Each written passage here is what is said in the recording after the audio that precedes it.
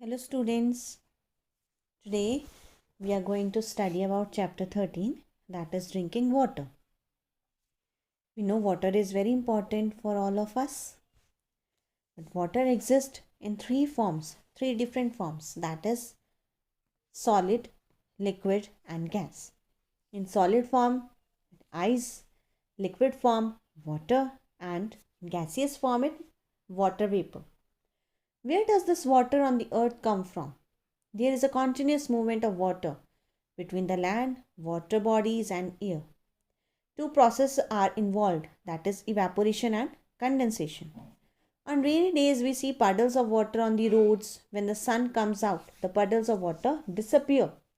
Why do you think this happens? Where does this water goes? When water is heated, it changes to become water vapor, and this process is called evaporation. When the weather is very hot, more water is evaporated. This water vapor cannot be seen or touched. It is a gas and mixes with the air.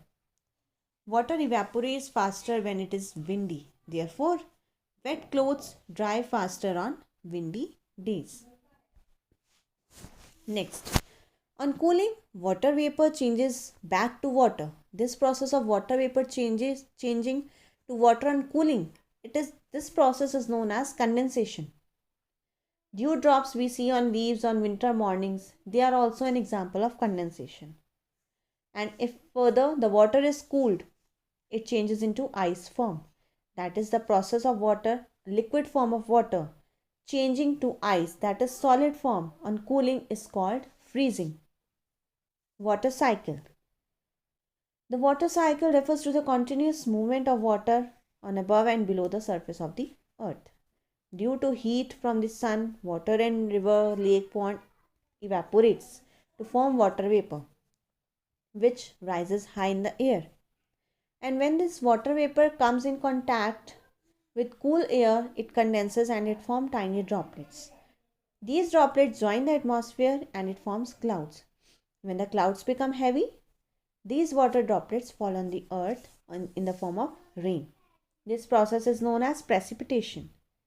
When it rains, the water bodies fill up again and in the hot sun start to evaporate. The whole process it repeats again and this process is known as water cycle. Next, we know that